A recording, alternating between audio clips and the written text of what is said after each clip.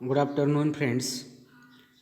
We are learning about the boy who broke the bank. We were on page number 52. आपण page number 52 पानावरती आलो होतो. People are gathering in front of the bank and they are demanding their money. या ठिकाणी लोक रस्त्यावरती जमा झाले होते आणि ते पैसे त्यांचे त्या बँकच्या मॅनेजरकडून मागत होते. परंतु त्या ठिकाणी तो दुविधा अवस्थेमध्ये होता आणि त्या ठिकाणी पैसे अरेंज केले जाऊ शकत नव्हते. Now the next passage. People turn back from the counters and told to return the following day. या ठिकाणी जे लोक होते त्या बँकेमध्ये अकाउंट असणारे जे लोक होते ते काय झाले, काउंटरवरून परत माघारी गेले आणि त्यांना दुसऱ्या दिवशी यायला सांगितलं गेलं. The following day means the next day. They are told that they should come the next day. त्यांनी दुसऱ्या दिवशी यावं असं त्यांना सांगण्यात आलं. They did not like the sound of that. आता लोकांना हे अजिबात आवडलं नाही की त्यांना त्यांचे पैसे भेटले नाहीत. So they gathered outside on the steps of the bank shouting, give us our money or we shall break in and fetch the Seth we know he is hiding in a safe deposit locker. पहा, आता लोकांचा जो mood होता तो खूप, they are very angry, ते खूप रागावलेले आहेत आणि ते बाहेर गोळा झाले, जमा झाले. त्या लोकांना अजिबात हे आवडलं नाही आणि बँकेच्या पायरीवरती उभं राहून ते मोठ्याने ओरडू लागले. What they were shouting, give us our money or we shall break in. आम्हाला आमचे पैसे द्या. Give us our money or we shall break in, किंवा आम्ही इथली मोडतोड करू किंवा मोडतोड करून आतमध्ये येईन. Fetch the Seth. फेच म्हणजे टू कॅच, म्हणजे सेठ गोविंदराव यांना पकडून आणा.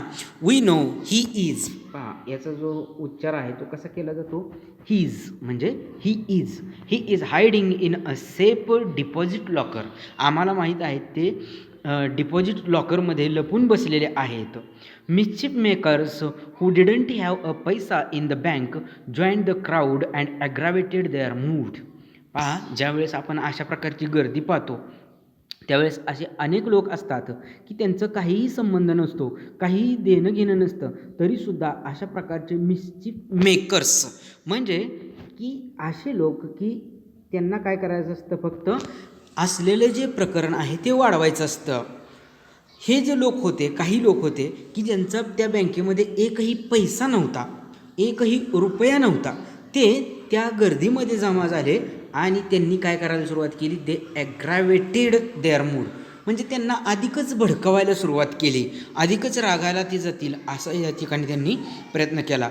The manager stood at the door and tried to placate them. Placate means आपण बघितलं याचा अर्थ शांत करणे. मॅनेजर त्या ठिकाणी जो डोअर होता म्हणजे जो दरवाजा होता त्या ठिकाणी दरवाजावरती आले आणि त्या लोकांना शांत करण्याचा प्रयत्न केला. He declared that the bank had plenty of money but no immediate means of collecting it. He urged them to go home and come back the next day. आता मग त्या मॅनेजरनं काय केलं, त्या लोकांना स्पष्टपणे सांगून टाकलं, स्पष्ट केलं, डिक्लेअर केलं काय, की बँकेजवळ प्लेंटी ऑफ मनी म्हणजे प्लेंटी ऑफ म्हणजे पुष्कळ, बँकेजवळ पुष्कळ पैसे आहेत, परंतु आता लगेच तात्काळ इमिजिएट तात्काळ काय केलं जाऊ शकत नाही, तर ते गोळा केले जाऊ शकत नाहीत, लगेच तुम्हाला ते अरेंज केले जाऊ शकत नाहीत, दिले जाऊ शकत नाहीत.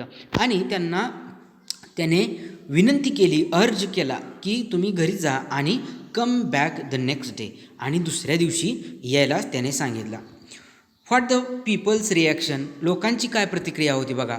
We want it now chanted some of crowd. Now the people were angry and they were demanding their money. They were saying that we want it now. आमचं पैसे आम्हाला आत्ताच पाहिजेत, अशा प्रकारे ते मागणी करू लागले. And a brick hurled through the air and crashed through the plate glass window of the Peepal Nagar bank. अशा प्रकारची परिस्थिती बऱ्याचदा होते. एक विटेचा तुकडा त्या काचेमधून म्हणजे खिडकीच्या काचेमधून आत भिरभिर करत आला आणि ती काच फोडून त्या बँकेच्या आतमध्ये तो तुकडा पडला. Nathu arrived next morning to sweep the steps of the bank.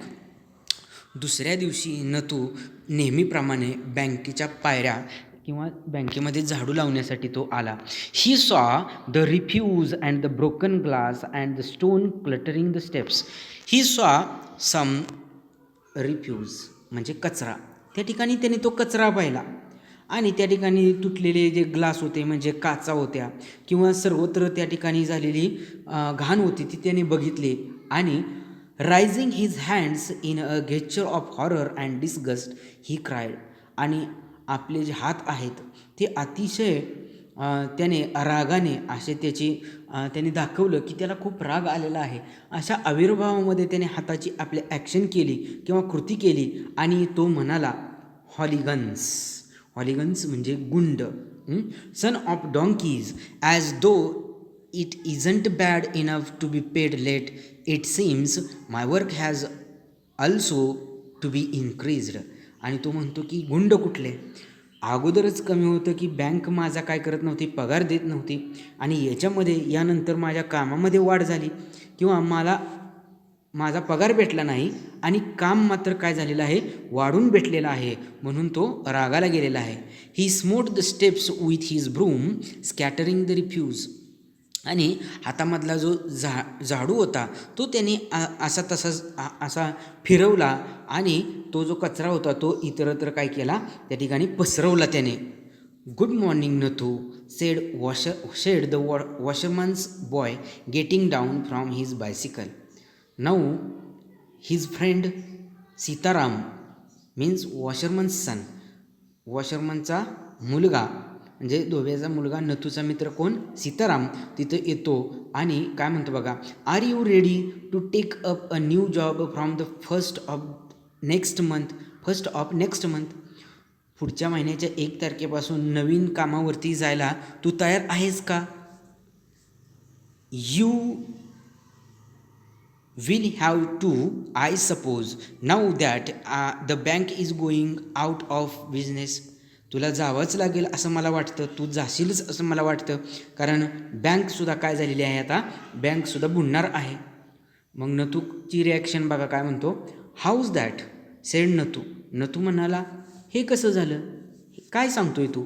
Haven't you heard, well you would better wait here until half the population of Pipalnagar arrives to claim their money.